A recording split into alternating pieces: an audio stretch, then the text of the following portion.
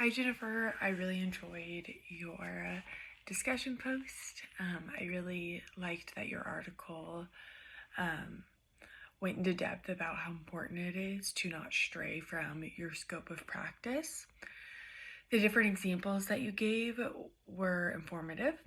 The second issue that your article discusses was that when a counselor fails to report violence or talks of suicide, this can be a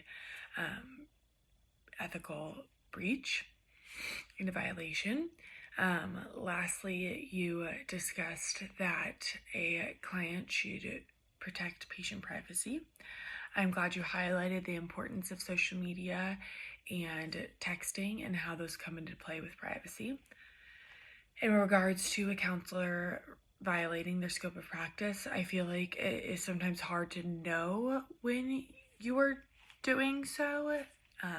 For instance, in the article titled Scope of Practice Dissensions Based on Primary Work Setting for Genetic Counselors and Assisted Reproductive Technologies, the authors state that the result of this study indicated a need for education within the reproductive medicine community regarding the various roles of genetic counselors practicing in art. Because art is a relatively new subspecialty in genetic counseling, it is necessary to better define the appropriate duties for genetic counselors in the various artwork settings. Snyder et al., 2021.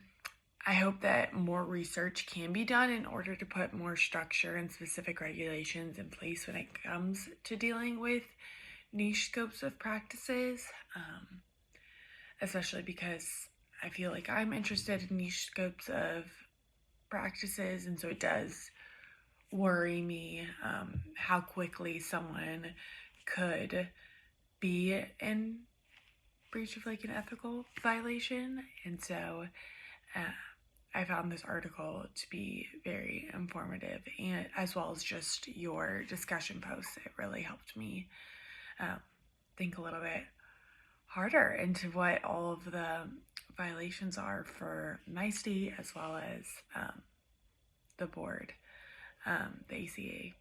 So, yeah.